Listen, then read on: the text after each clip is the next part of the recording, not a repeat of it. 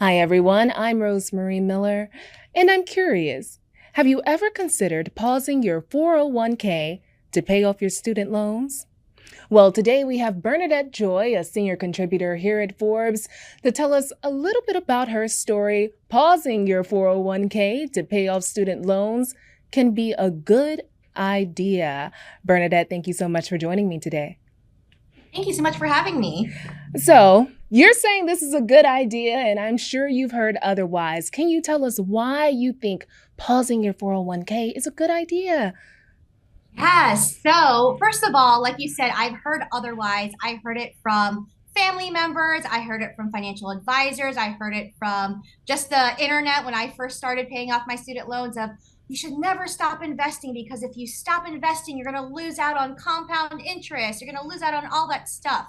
And this, for me in particular, came at a point where I was already an adult. I was already a working professional when I had accumulated student loans from a graduate program. And I had some internal conflict about paying off student loans by pausing my 401k. And so I actually encourage people to do the math, do the research, and actually really examine if you were to pay off your student loans, which hopefully should be a short term problem, not a long term lifestyle. Could you actually pause your 401k temporarily? And it isn't the end of the world if you have to stop for a little while because hopefully you'll be able to get back on track once your student loans are paid off. See, it makes me think about sometimes how you're trying to pay off credit card debt, but you're also trying to save money. And you can almost you never feel good about the money you save because you know you're still in debt. And that's what I'm thinking about when I hear you're doing this. So what are your tips for someone who may be thinking about pausing their 401k to pay off student loans?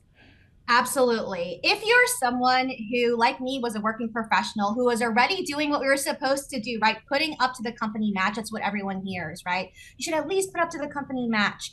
First thing I would do, it sounds very corny, but I would say to check out your budget and see what your actual cash flow looks like with your 401k deduction and then if you were actually to take it out because most people that I work with as students in my financial education company when I ask people well how much are you putting into your 401k most times maybe you've heard this too they'll say oh I'm putting 3%, I'm putting 4%, I'm putting 5%. They don't actually know the number, the dollar amount, right, that they're putting into their 401k. So first thing I would do is to go and check your budget.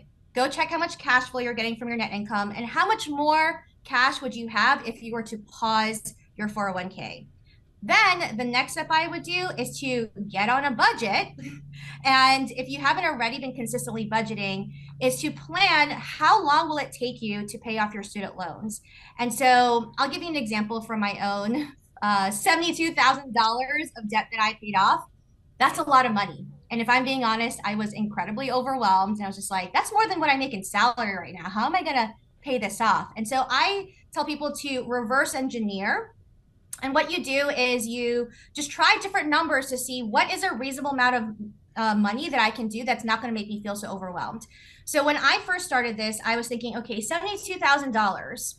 Well, what if I were to go crazy and try to pay it off in 2 years? What would that look like? That would look like $36,000 a year. Oh my God, that's a lot of money. I'm still feeling overwhelmed. Well, let's just keep going back. So $36,000 in a year is by divided by 12 months is $3,000 per month. That's still a lot of money for most Americans, right? $3,000 a month just going towards student loans. So let's reverse even more. So if I divide $3,000 by 4 weeks, that's about $750 a week. And if I divide it by 7 days, you know what? That's a little more than $100 a day. The math isn't perfect, but it's a little bit more than $100. And so then the question then becomes, am I smart enough to figure out how to either save or make an extra $100 a day? Even if I don't do it every day, I can at least start moving forward. And so by getting on a budget and then reverse engineering that, you can start taking steps to make bigger payments on your student loans than you were making before. So what were the major lifestyle changes you made to make sure you stayed on your budget? A lot of people will always ask, well, you must have had to sacrifice a lot while you're paying off student loans. And the truth was, we did. During that time, I'm married. My husband and I, we went down from two incomes to one income. We essentially tried to live off of one income and try to throw as much money as possible. But there was even a point where I didn't have a huge income. And so we were living on maybe a quarter of what the actual money came into our household. That being said, that included some of the usual things that you hear, like, okay, we didn't eat out as much, and we reduced our car payments, and we definitely got a handle on our credit cards. But some of the things that people don't often think about are things like finding savings in bigger ticket items. So, for example, we tried to pay our insurance on bigger payments. So, for example, like our car payments, instead of paying, our car insurance, instead of paying them every month, we were able to get a little bit of a discount by paying them off 6 months at a time, right?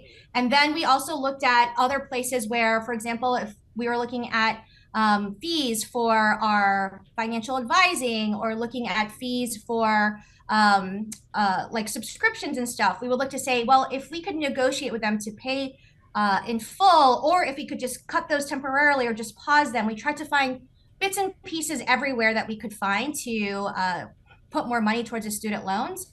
But if I were to look back and say, was it worth it to, kind of go hard on the finances for a year to not have to take 10 to 20 years like most people do for student loans?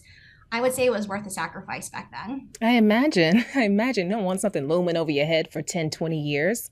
But would you recommend this strategy for someone in their 20s, someone in their 40s? I mean, life changes. Life absolutely changes. And I think it's really important to, one, check with who else is relying on your income, right? So obviously, if you've got kids, if you've got family, dogs are the new kids, right? If you've got those other obligations, you want to make sure that you balance this with what you're doing with the rest of your life and who's important to you. But when I actually implemented this, I was in my early 30s. And at that point, I had just bought a house. I just bought a car. I did all of the adult things. And I had to take a step back and say, okay, well, I could just keep making the minimum payments on my student loans and try to figure out how to catch up later on and maybe hope that I'll just make more money. Or I can, really figure out how I can make this a short-term problem versus having to think about it for the next 10 to 20 years. I will say, a lot of people that I work with who have this challenge with student loans are people who are in their 40s and 50s who have now been carrying the student loans for 10 or 20 years, and they really haven't moved the needle very much because they were just making minimum payments. And unfortunately, I've also worked with a lot of people who thought they were going to get their student loans forgiven, and then, got the bad news that they weren't eligible, and now having to make up a plan. And so it's really not so much a concern around age. It's more so around what your current finances look like right now, what you're able to afford, and what your other priorities are. I'm curious, Bernadette, how did you get your husband on board with this? So I actually, I'm not proud of this, but I actually cried when I first when I first realized how much student loans I had. And maybe some other people can relate. Maybe you're the person in the relationship that has all this debt, and your spouse, your significant other is just like, well, that's not my problem. Like, what's going on over here, right? And so when I opened up my student loan balance, I remember it very specifically. It was the last semester of my graduate program. I was like, how much student loans do I have? I've been paying some money, so it can't be that much. And then I saw the number and I cried because I just didn't know that I had accumulated that much. And oftentimes people don't really realize how much it had. So I went over to my husband and I said, you know what? I really messed up. I did not realize it was gonna be this much, and I'm not really sure what to do. And in this case, my husband actually said, well, what are you worried about? Everyone we know has student loans. My brother has student loans. Your brother has student loans. All our friends have student loans. Like, we'll be fine. And I said, you know what? I don't really, I know that's supposed to be comforting, but I don't want to live with these student loans the rest of my life. Yeah. And so I started doing the research. I started researching everything I could online about how to pay off student loans, how to pay them off faster, how to get on a budget. And the best way that I was able to get him on board to be more aggressive about it, it's not like he was against it, but he was more like, we'll be okay. You don't have to stress out so much, was that I started making changes in my own personal finance habits. And he saw that I was, packing lunch. He saw that I was, Yeah. willing to not go shopping, even though I love shopping, right? And he said, wow, you're really serious about this. Like, let me help you out too. And so that's when he really started getting on board with it. Oh, that's beautiful. That is. Thanks. Yeah. So, Bernadette, you said I really messed up. Do you think the degrees were worth it? Oh, that is a great question. I will say that at the time, I felt like I had messed up because I was one of those people who I was in my 20s. I actually started my career in HR in New York City during the Great Recession. And so I have the memory in my mind of people getting laid off and me actually going and laying off those people. That's all I did in my early career was go around to different offices and lay people off. And I really didn't like the career that I was in, but I didn't know what I wanted to do next. And so I went back to school thinking, oh, well, I'll go back, I'll get a master's degree, and maybe by then I'll figure out what it is that I want to do. And and then people won't think that I'm a loser that because I'm not unemployed, I'm back at school, right? And then 2.5 years later, when I was in my last semester, I was just like, wait, I have all this student loan debt, and I'm still not entirely sure what I want to do. That's why I felt like I had messed up. Yeah. And so in hindsight, I don't think it was a mistake. I actually did get a lot out of that MBA program. Now I'm a full-time entrepreneur and I took so much of what I learned from doing that master's degree. But if I could go back in time, I would probably tell my earlier self, and for anyone who's thinking about going and getting a master's degree, is to actually do the math of how much this degree is going to cost and what you think your payoff plan is going to be, so that if you do have to take out student loans, you're not going to have that shock factor like I did when I figured out my number. So, I mean, but when you got this MBA, I'm sure in your head you're thinking this MBA is going to make sure I'm good. So even if I do have the loans, it won't be a problem.